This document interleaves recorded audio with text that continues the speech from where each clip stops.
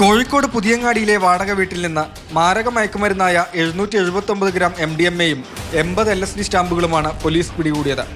മലപ്പുറം പോത്തുകൽ സ്വദേശി ഷൈൻ ഷാജി, പെരുവണ്ണമൂഴ് സ്വദേശി ആൽബിൻ സെബാസ്റ്റ്യൻ, ആലപ്പുഴ പുന്നപ്ര സ്വദേശിനി ജുമ്മി എന്നിവരെ വിവിധ ദിവസങ്ങളിലായി അറസ്റ്റ് ചെയ്തു.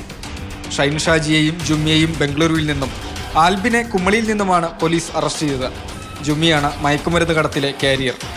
ബംഗളൂരുവിൽ നിന്ന് കോഴിക്കോട്ടേക്കുള്ള ബസ്സുകളിലാണ് ജുമ്മി മയക്കുമരുന്ന് കടത്തിയത്. വിൽപ്പനയായിരുന്നു ലക്ഷ്യം. ഇത്രയധികം തുകയുടെ മയക്കുമരുന്നായതിനാൽ കേസിൽ കൂടുതൽ പ്രതികൾ ഉൾപ്പെട്ടിട്ടുണ്ടെന്ന നിഗമനത്തിലാണ് പോലീസ്. അതിൽ അന്വേഷണം നടത്തുന്നുണ്ട്. വേറെ ആളിൻ്റെ പിന്നിലുണ്ടോ കാരണം അതിനെക്കുറിച്ച് ഇൻവെസ്റ്റിഗേഷൻ, നമ്മുടെ ഫൈനാൻഷ്യൽ ഇൻവെസ്റ്റിഗേഷൻ അതിനെ കുറച്ച് സമയം പിടിക്കുന്നുണ്ട്. അതിൽ വേറെ പിന്നിൽ ആളുണ്ടോ അത് ഡെഫിനറ്റ്ലി അതൊന്നും അന്വേഷിക്കാൻ. കാരണം നമ്മുടെ മയക്കുമരുന്ന് കേസുകളിലെ സാധാരണത്തെ കൊമേഴ്ഷ്യൽ ക്വാണ്ടിറ്റി കേസുകളിൽ നമുക്കൊരു 6 മാസം വരെ ഇതുണ്ട്.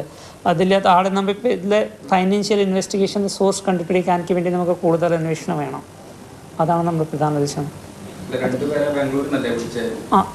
അല്ല അവിടെ കസ്റ്റഡിയിലെടുത്ത് അന്വേഷിക്കും. പിന്നെ അത് ചില സമയത്ത് അവർ പറയില്ലാത്ത നമുക്ക് ഫൈനാൻഷ്യൽ ഇൻവെസ്റ്റിഗേഷൻ കാരണം നല്ലൊരു വിലയിലാണോ വാങ്ങിയത്, അവർ ഇത്ര പൈസ എവിടെ നിന്ന് വന്നു, അത് ഫൈനാൻഷ്യൽ സോഴ്സ് അന്വേഷിക്കും.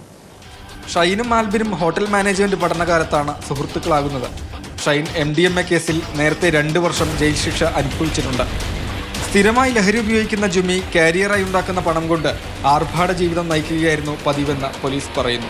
മെയ് 19-നായിരുന്നു പുതിയങ്ങാടിയിലെ വാടക വീട്ടിൽ നിന്ന് വെള്ളയിൽ പോലീസും ഡൻസാഫും ചേർന്ന് മയക്കുമരുന്ന് പിടികൂടിയത്. പോലീസിനെ കണ്ടയുടൻ വീട്ടിലുണ്ടായിരുന്ന ഷൈനും ആൽബിനും ഓടി രക്ഷപ്പെടുകയായിരുന്നു.